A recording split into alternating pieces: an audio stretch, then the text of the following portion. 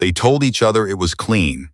3,000 meters of dead air above a valley, nobody had mapped properly, a single pilot drone confirming the wreck of the snow coach still smoking against the rocks, and the certainty, the comfortable, well-fed certainty of men who had never once been wrong about a thing like this, that no one walked out of the Selwyns in February.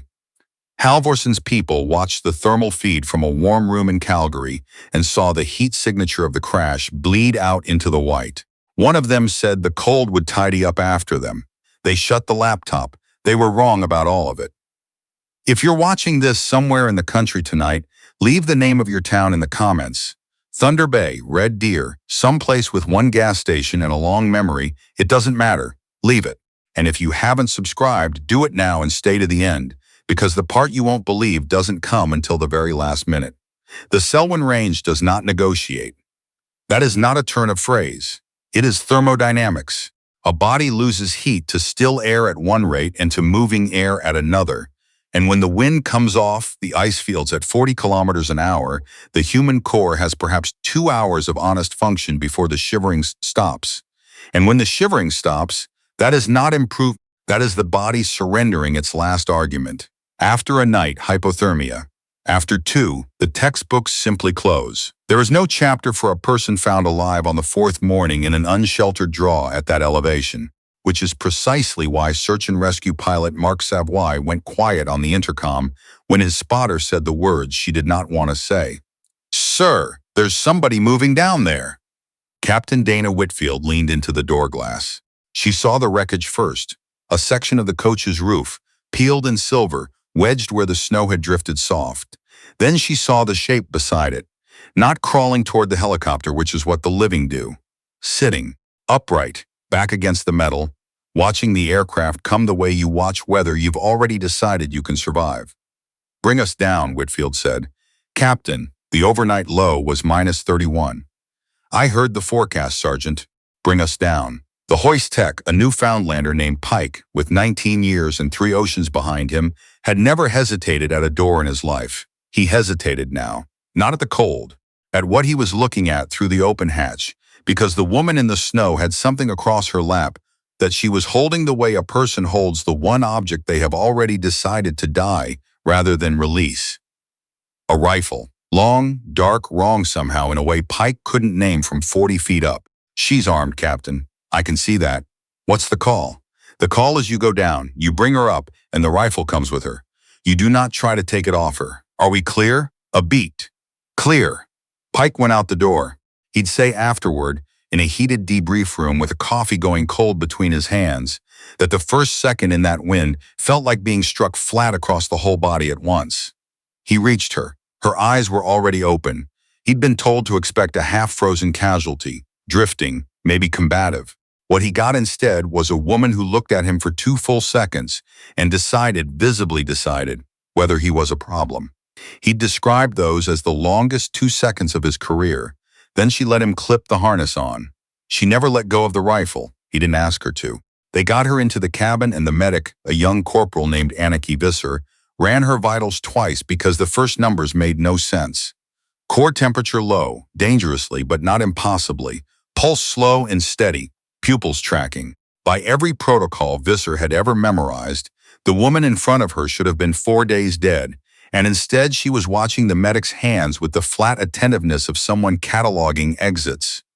4 nights, Visser kept murmuring, almost to herself. That's 4 nights. Whitfield stood against the bulkhead and looked at the rifle and said nothing for a long time. She had been around weapons her entire adult life, service rifles, hunting rifles, the precision systems the reserve marksmanship teams babied like newborns. She knew the difference between a gun that had been bought and a gun that had been built. This was built. The barrel was longer than spec and machined to a finish she'd never seen outside a magazine. The stock was thick in a way that served no ergonomic purpose she could think of. The whole thing had the quality of an answer to a single very specific question, and Whitfield found that she very badly wanted to know the question. "Corporal," she said, "what am I looking at medically?" Visser didn't look up. "Honestly, ma'am, I don't have a frame for it. She should be gone. Either she found shelter I can't see evidence of, or she's running on something that isn't in any manual I've read. Whitfield keyed her radio. Sparwood Base, this is Whitfield. We have a survivor. Female, no ID, hypothermic but stable, and one item of interest accompanying her. I want medical and security standing by at the pad, and I want Desmarais to meet us there. A pause on the line. Captain, did you say no identification? That's what I said. A longer pause. Understood. Desmarais will be at the pad. Gideon Desmarais was the sort of man who could look at a mechanism for half a minute and tell you things about it that would cost most people a week of reading. He'd come up through the technical trades, gone somewhere quieter afterward that he didn't discuss, and now he turned tools over in his hands at a remote SAR detachment, and people stopped asking why a man like that was way up here. He was waiting at the pad with his hands jammed in his jacket when they sat down, and when the medical team rolled the woman out and he got his first look at what she was holding, he didn't speak for a full 10 seconds. Talk to me, Whitfield said. I'm looking at something that shouldn't exist, Desmarais said. And I mean that the boring way, Captain, not the dramatic way. Building this would take machining tolerances and material access that aren't on any open program I know of. Somebody made this on purpose, for one purpose, and spent a great deal of money making sure it would do that one thing. Whitfield felt the cold then that had nothing to do with the mountain. Can you get into it? Desmarais looked back at the rifle as they wheeled it past. Here's the thing. When somebody holds a weapon like that with the last strength in their body after 4 nights in the open, they're not protecting the weapon. They're protecting what's inside it. That stock's too dense. There's something in the frame that isn't part of the gun. He glanced at her. How long do I get? 6 hours, Whitfield said. And Desmarais, nothing goes up the chain. Nothing gets logged. Nothing gets reported until I say so. This stays in the room. He studied her. That's an unusual order. It's an unusual morning. The detachment clinic had seen its share. Frostbite, crush injuries, the things that happen when machines and weather and human stubbornness meet in the backcountry. The staff were not easily rattled. The woman rattled them. Not because of her injuries, but because of what happened when a nurse tried, gently, to lift the rifle from her hands while she appeared to be unconscious. She came awake the way a breaker is thrown. Not the slow surfacing of a hypothermia case, off to fully on, hands repositioning on the weapon before her eyes had focused, and one sentence in a voice scraped raw by the cold and perfectly surgically clear, "You don't touch that." The clinic lead, a physician named Dr. Priya Anand, who had spent 20 years learning the tone that tells a frightened patient, "I am not the enemy," used it now. "No one's touching it. You're safe. Nobody here is going to take it." A long silence. Then, "Where am I as a search and rescue detachment?" "Southeastern BC. You were found in the Selwyns." Something crossed the woman's face. Not relief. Something more complicated and much older than relief. "How long was I out there?" "We think 4 nights.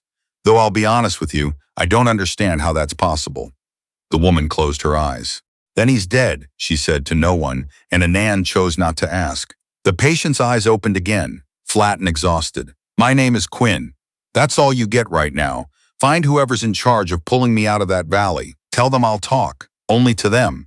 Anand went and found Whitfield. The captain stopped outside the door and thought about what Desmarais had said, about what it means when someone guards a thing with the last of themselves, and then she pushed it open. The woman was sitting up, which she should not have had the strength to do. The rifle leaned against the wall within her reach, and she watched the door with that same quality the hoist tech had described. Not aggression, assessment. "Captain Whitfield," the woman said. "Not a question. That's right." She pulled a chair close but didn't sit. "And you're Quinn, for now. What does that mean?" "It means I've worn more names than I've needed the last few years, and I haven't decided which one was actually mine." She looked at Whitfield steadily. "You told your tech not to take the rifle." "I did." "Why?" Whitfield sat. "Because whatever's worth holding on to for 4 nights in that range is worth understanding before anyone's hands are on it." Something shifted in the woman's expression, barely. "That was a good call," she said quietly. "I've watched people make worse." Outside, the ordinary sounds of a working clinic. The woman tipped her head toward the door. "Your hoist tech?" "The one who came down for me." He looked at me before he reached. Most people reach first and look after. The ones who reach first don't tend to last long in the kind of work where you have to read a person before you touch them. She paused. Tell him he has good eyes. Then tell me, has your technician opened the rifle yet? The question landed soft without edges, just information being gathered. He's examining it. Under controlled conditions, when he tells you what he finds, I need you back here. Right away. Don't take it up the chain first. Don't tell anyone before me. Can you promise me that? Whitfield thought about the order she'd already given Desmarais. Nothing goes up the chain. She'd given it before this woman had asked. I already have, she said. The woman's composure moved again, more visibly this time, and under the flatness there was the faint echo of someone who had not expected that answer. Why you, she said. Because whatever you survived to protect, I don't think you did it so the wrong people would be the first to find out it exists. The woman looked at her for a long moment. You pulled me off that mountain, Captain. I'm going to work very hard to make sure that doesn't get you killed. The door opened. Visser, pale. Ma'am, Desmarais needs you, he says now. Whitfield stood. The woman was already looking at the rifle. Go, she said, and then not looking up. Whatever number he shows you, whatever the distance is, it's real. Desmarais had taken a windowless mechanical room at the back of the detachment. One door, no network drops, exactly as told. The rifle lay on the table under a work light. Two of Whitfield's people were already inside.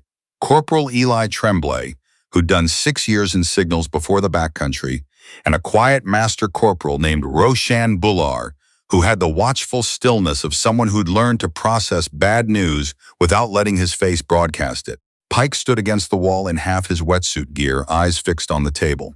Shut the door, Desmarais said. Whitfield shut it. The weapon, Desmarais began, choosing each word, isn't in any catalog I can reach. Barrel's custom to tolerances you don't get from a service line.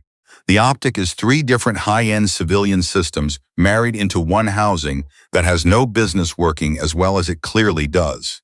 Triggers hand-fitted. Whoever built this had resources that don't officially exist and one single mission in mind that drove every choice. He reached under the table for a laptop, air-gapped, connected to nothing, and turned it to face the room. The stock has a sealed compartment, composite shell, waterproof, built to take depth and cold. Inside is an encrypted data module, military grade but non-standard. I cracked the outer layer in about 3 hours. There's a second layer underneath I haven't touched. What's in the outer layer? Whitfield said. Records, going back about 4 years. Engagement logs. Every shot, atmospheric data, wind elevation differential, target confirmation codes, post-mission protocols. These weren't random, someone tasked them. Pre-mission intelligence, real-time support, confirmation afterward. Buller shifted. Confirmation from who? That I can't tell you yet. The issuing authorities referenced by a designation I don't recognize. But it had infrastructure. This was an operation. How many engagements? Whitfield asked. 14, over 4 years. Pike looked up from the wall. And nobody found her in 4 years? Nobody was looking, Desmarais said. Or rather, the people who knew what she was doing believed they owned her completely. You don't surveil an asset. You point it. Whitfield came to the table and read the dry mathematical language scrolling on the screen. Coordinates, numbers, the vocabulary that describes terrible things without flinching because mathematics does not editorialize. Show me the last entry. Desmarais scrolled, stopped. Whitfield read it once, then again, because the first reading produced a figure her brain declined to file. Is this accurate? Verified it 4 times, then say it out loud. Desmarais straightened. He looked around the room, at Bular, at Tremblay, at Pike, and then, in the voice of a man who had already finished having his own reaction before everyone else got to start theirs, he said 3,940 meters. 1 round, 1 confirmed kill. Crosswind around 26 kilometers an hour gusting, elevation differential plus 9 meters. Projectile flight time of 6.4 seconds. Nobody spoke. Whitfield thought about what 6.4 seconds means. A bullet leaving a barrel and climbing into the sky and falling back down across nearly 4 kilometers of air toward a target that was, when the trigger broke, more than 2 miles away. Every variable between the pull and the strike, wind that could turn, temperature shifting the density of the air itself, The curve of the planet introducing a drift you had to do arithmetic to defeat, the shooter's own heartbeat. 6.4 seconds in the air. One round. The record, Bilar said quietly. Not a question. A thought set loose. The documented record, Desmarais said, is meaningfully shorter than this, by a wide margin. Tremblay stood and walked to the screen and read it himself and stepped back. That's not possible. The data says it happened, and the environmental readings cross-reference against the actual recorded weather at those coordinates on that date. If somebody fabricated this, they fabricated it using real conditions from 4 days ago, which means they fabricated it in the last 4 days, which means it isn't fabricated. What's the target designation? Whitfield said. Desmarais was quiet one beat. Then he pointed. Whitfield leaned in and read it, and her hand on the edge of the table went still. Say it, Reidar Halvorsen. The room went very still.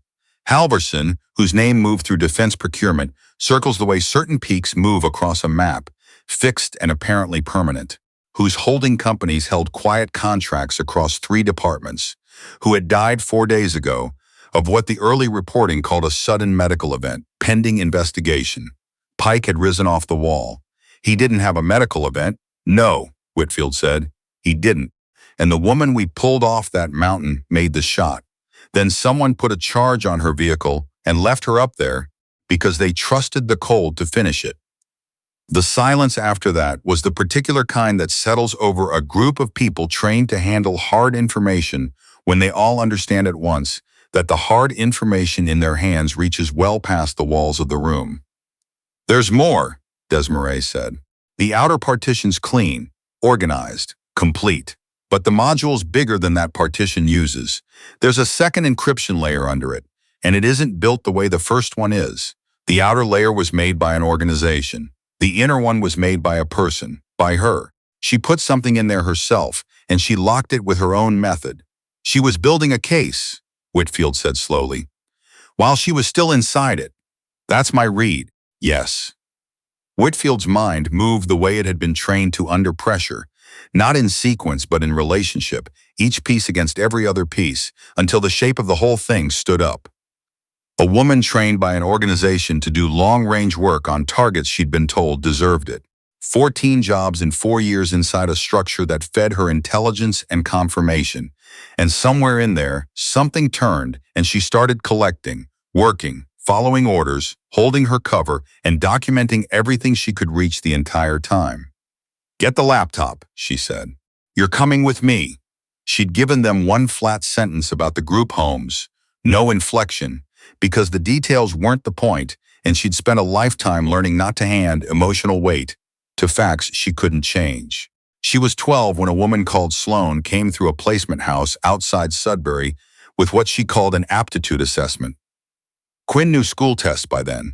This wasn't one. It was built to find a particular kind of mind, the kind that handled spatial geometry and probability and shifting variables the way other kids handled their first language, the kind that could look at a problem with a dozen moving parts and feel where the answer lived before it could prove it. She scored somewhere Sloan apparently had no prior entry for.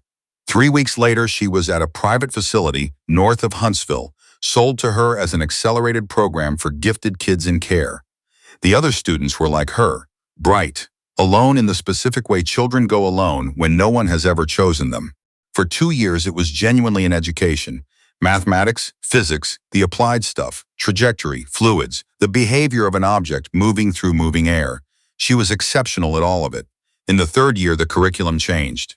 Fitness first, then fine motor work, then arrange paper targets framed as an applied physics exercise. She was very good at it, and they noticed, and the other students were quietly moved to other tracks while she was given a single instructor.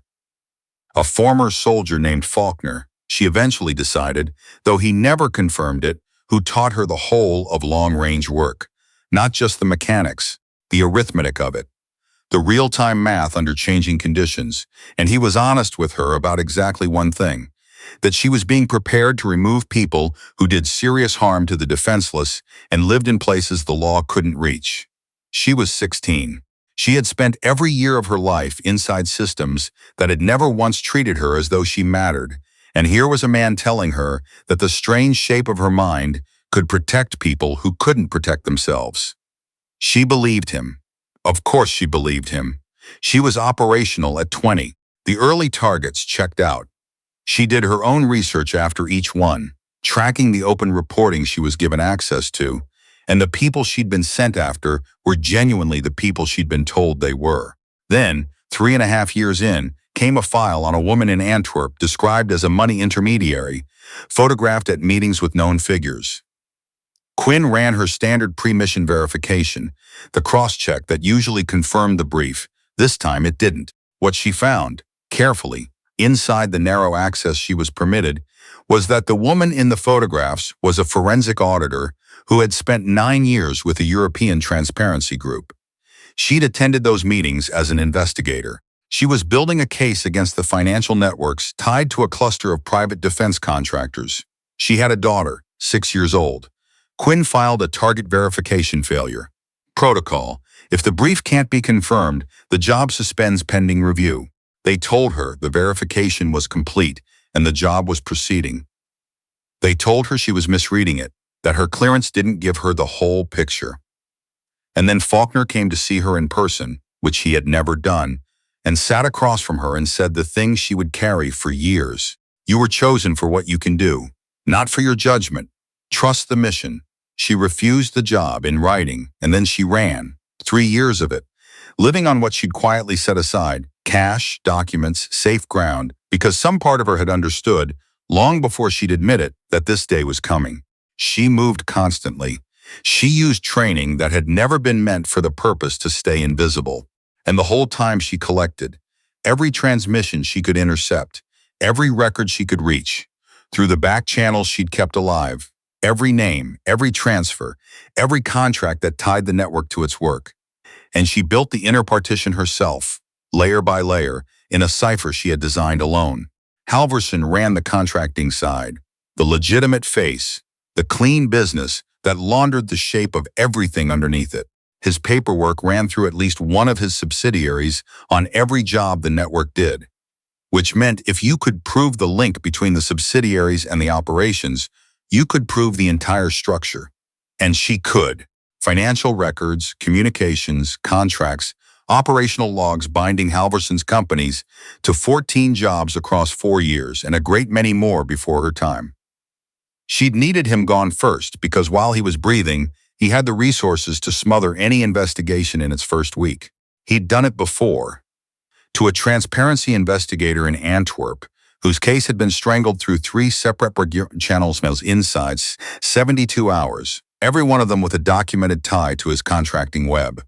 The investigator was still alive. Quinn had confirmed that before she ever took the shot, they'd killed the case and considered the woman handled. They hadn't thought her worth a more direct answer. Quinn had taken a cold comfort in that. Whitfield listened to all of it in the small concrete room they'd moved Quinn to, and understood that she was sitting across from the most precisely lethal person she had ever shared air with, and that somewhere in 20 years this person had found a line she would not cross and had paid for refusing to cross it in a currency most people never learn the name of. "Why now?" Whitfield asked. "Why that shot, that week?" "Because I finally had everything." The inner partition was complete, and Halverson was about to move. He'd learned someone in Europe was quietly rebuilding the Antwerp auditor's original work, and he was weeks from a suppression operation that would have gone a great deal further than government channels this time. She looked at the rifle. "I had a window. I used it. And then they came for me, inside 4 hours, the way I knew they would." "You planned for it." "I positioned myself on the section of the coach I knew would stay intact before the charge went, not after. I had about 11 seconds once I understood it was live. That was enough." Desmarais made a sound that wasn't quite a word. He found the monitoring thread at 11:51 in the morning, 20 minutes after Whitfield left the room the second time, and he found it because he wasn't reading content. He was reading architecture, and the architecture had a rhythm that was a hair too regular to be the building breathing. A passive surveillance thread woven into the detachment's standard network, pulling metadata without touching content, quiet enough to slip the usual intrusion alarms. "Captain," he said into the radio. We've got a problem. There's a passive monitoring thread in the base network. It's been live long enough to have caught biometric queries, medical intake, possible identity searches. Whitfield processed it in 2 seconds. They know she's here. If it reports in real time, yes. If it's on a delayed cycle, we have a window. I can't tell which without tracing the output node, and tracing it tells whoever's watching that we found it. Don't trace it. Leave it.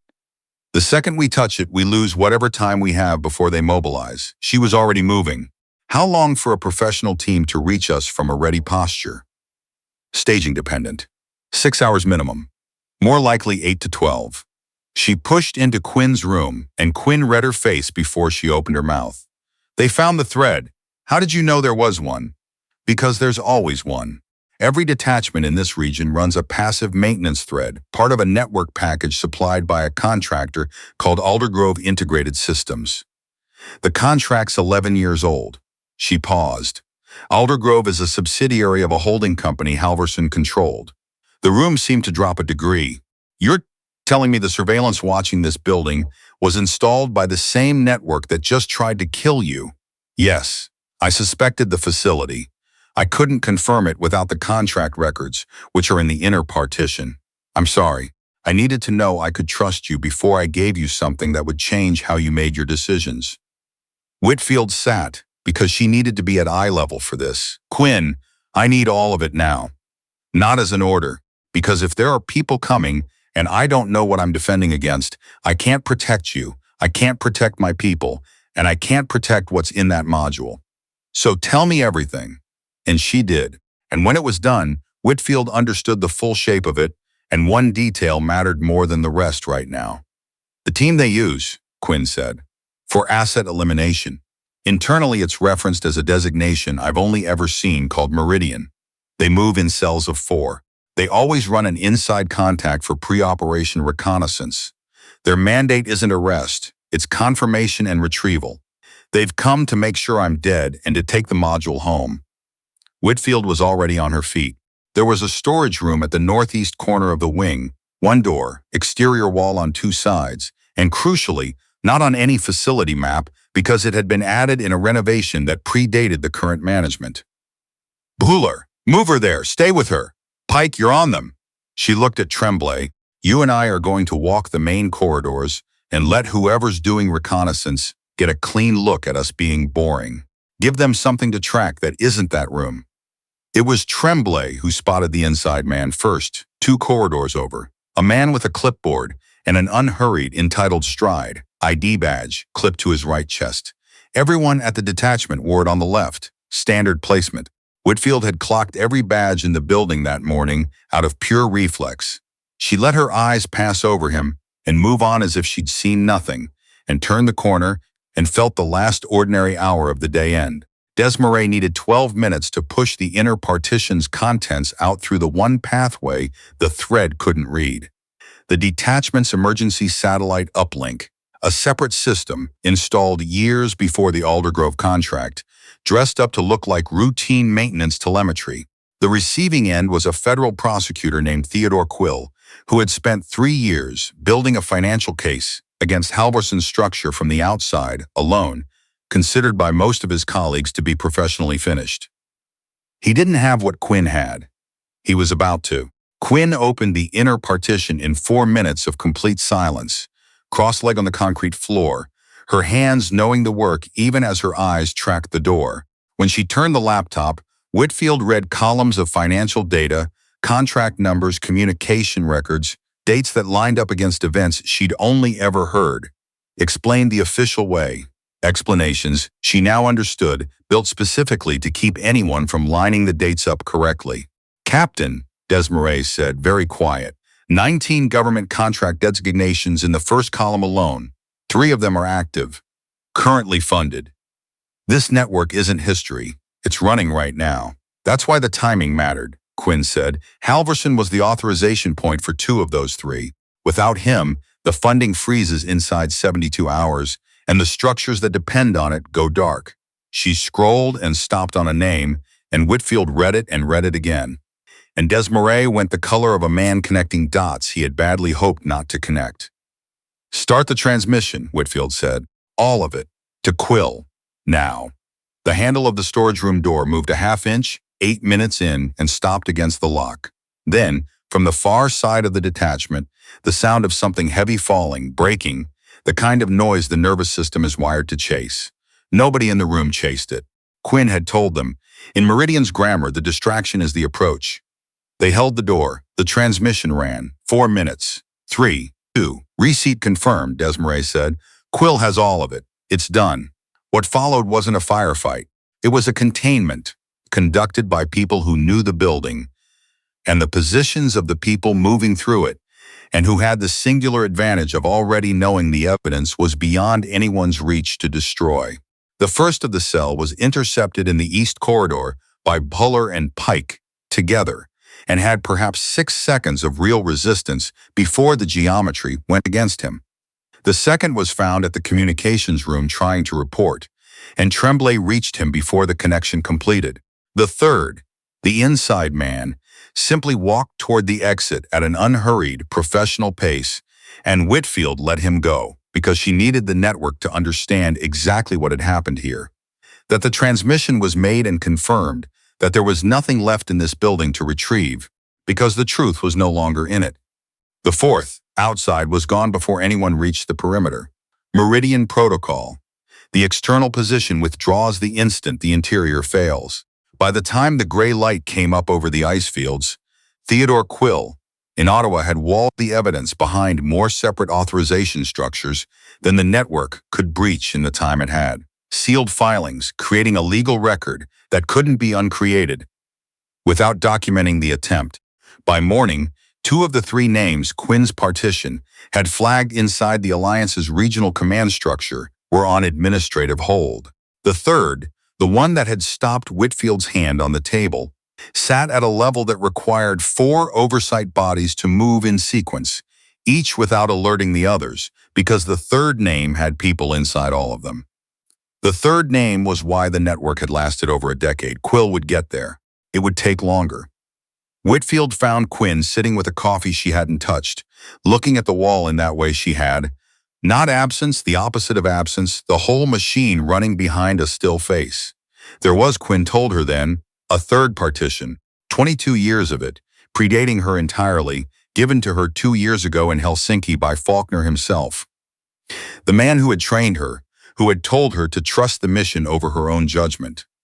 He'd been collecting since before she ever entered the program. He'd flagged the Antwerp file to her, knowing exactly what she'd do, because the network needed someone to refuse so the crossing of the line would exist as a record inside their own system. He'd used her. She was, she said, still deciding how she felt about that and expected to be deciding for a long time. But what he'd handed her was real. The true origin of the network, the people who built it, who funded its first decade. I transmitted it 11 minutes ago, she said. While you were reading the hold message, the pathway was still alive. Whitfield looked at her for a long moment. You could have told me first. I could have. And you'd have wanted to verify the pathway again and review the contents first. And both would have cost time I'd calculated we didn't have. A pause, and then something moved at the corner of her mouth, real and warm and astonishing on that face. I'll apologize to Desmarais for using his uplink. He won't believe it, Whitfield said, but he'll appreciate it. When the call came, routed through Quill's office, the Deputy Attorney General on the line, Whitfield told them they'd ring back in 10 minutes and told Quinn to clean up first because she'd been in the same clothes for 4 days and was about to talk to someone who mattered. And something that had been building behind Quinn's eyes for hours broke the surface. Not tears. Deeper than tears. The release of a person who has carried an enormous weight alone so long that the moment other hands reach for it, the body answers without asking. She laughed. 3 seconds, surprised and genuine, the sound of someone who didn't know she still had it. Then it was gone, and she was composed, and she stood and reached for the rifle out of 20 years of reflex, and stopped and looked at it and held it out. Can you hold this? She said. While I clean up. Whitfield took it. She had held a great many weapons in her life, and had never held one that felt like this, like evidence, like testimony, like 2 decades of a person's life compressed into nearly 4 kilometers of unforgiving arithmetic. And at the end of it, an answer that was at once an ending and a beginning, which is the only kind of answer that has ever mattered. Quinn walked back, and 7 minutes later, looked at the captain holding the rifle, looked at Desmarais at his terminal and Pike in the doorway and Boulard against the wall, and held out her hand. Whitfield gave it back. She slung it across her shoulder. She looked at the door.